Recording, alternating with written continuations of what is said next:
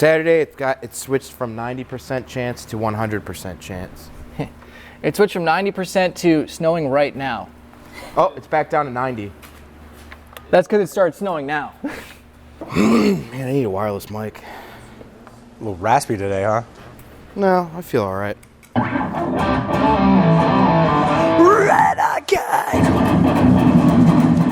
I heard shots.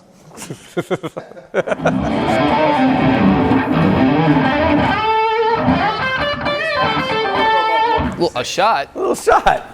Do you go on? Shot of what? Warm up. Devin hid the booze. Very smart. Very smart. This isn't his first radio. Oh, you put it out here, eh? All right. Spacebar? Hold on, let me warm up. Me. All right, we're good. Let's do this. Hold on, let me warm up. Yes. All right, warmed up.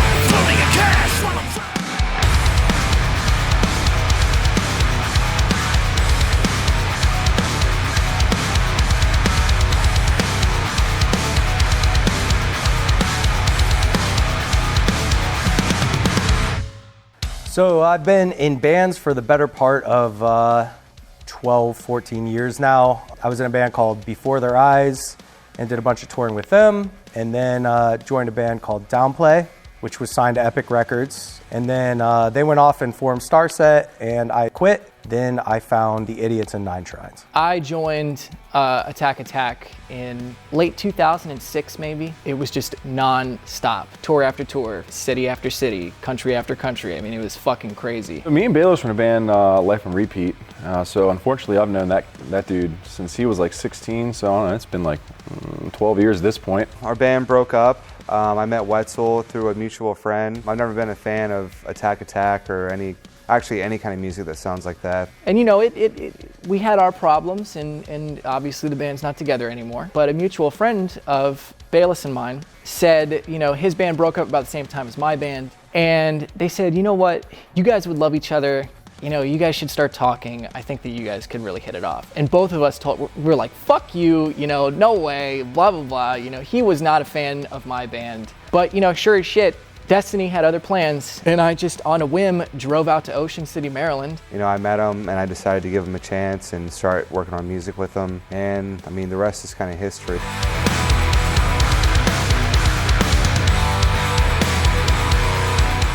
At first when we started, we were like, we want to be a rock band. And like, you know, Misery came out and the songs were great and they were excellent. But really when like we started working on Retribution Therapy was when like we figured out what we wanted to do and we just went for it.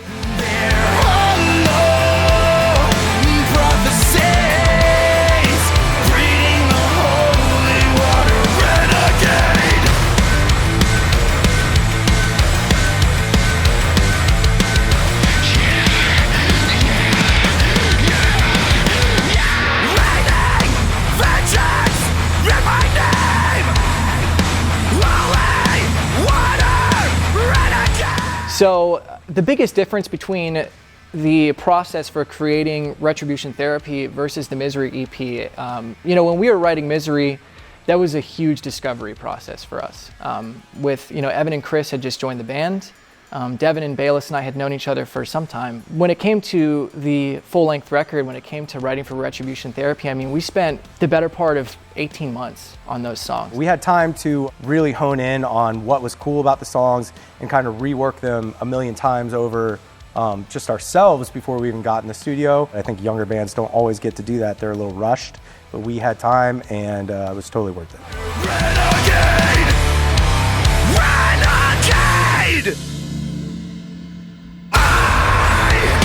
For an eye, justify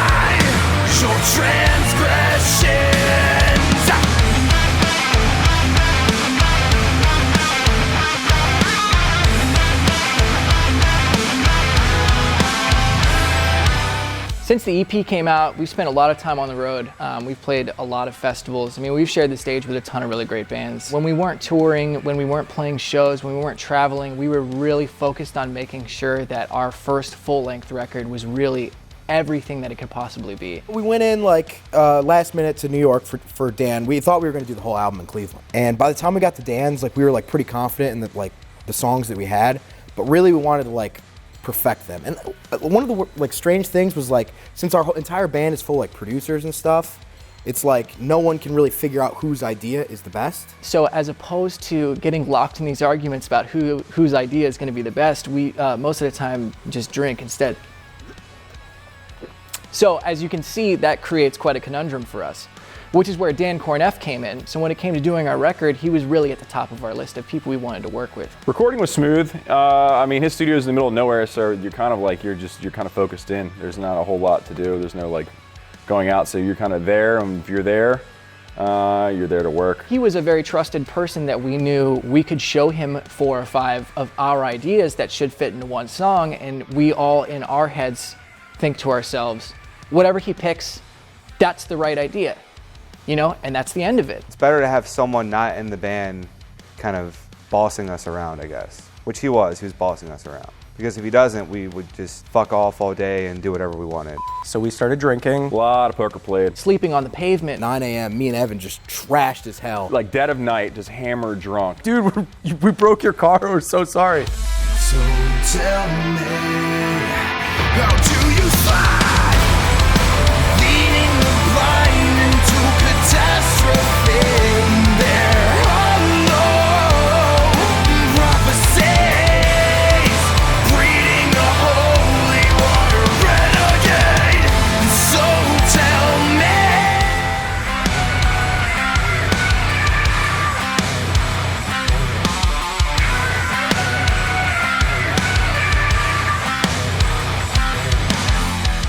Favorite band I would want to tour with?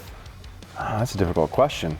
Because you can go in the realm of, I mean, which band do you want to see live every night, or which band do you think would be cool to hang out with every night? I think Slipknot would be at the top of my list. If they were still alive, it would be Pantera. Probably the Deftones, because I'd want to watch them every night.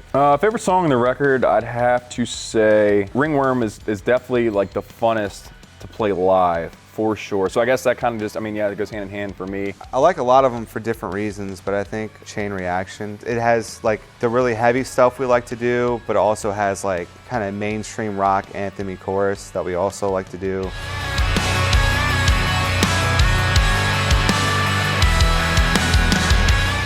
So Retribution Therapy, actually, you know what? It was between 2 titles for the album. It was between that and we wanted to call it Happy Happy as well in an ironic sense.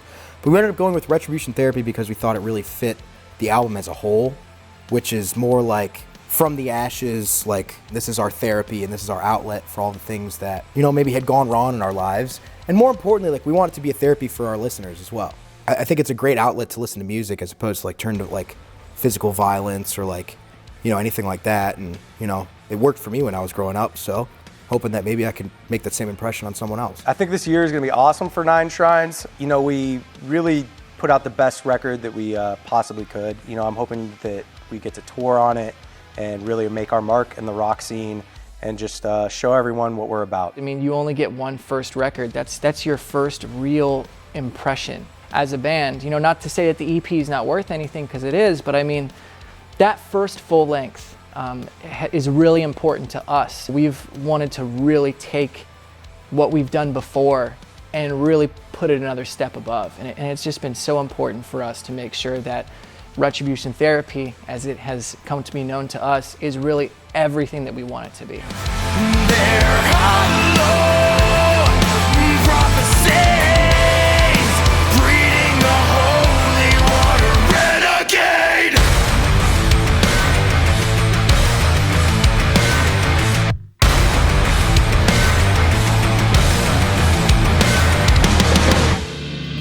Say that again.